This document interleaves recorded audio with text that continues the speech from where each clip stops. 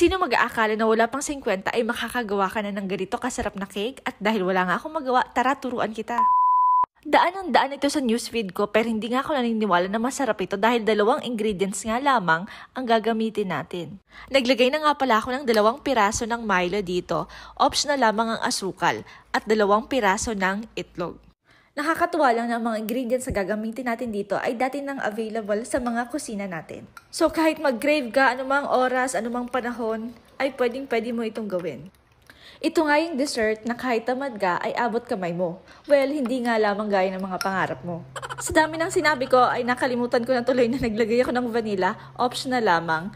So yun na nga, pagkatapos natin itong mahalo ng maigi ay sasalain natin at itatransfer natin sa gusto nating lalagyan. Tatakpan din natin ito ng foil para hindi siya matuluan ng tubig. Kung wala naman kayong foil, ay pwede na yung plastic. Kung wala naman kayong plastic, magsarado na kayo. At pag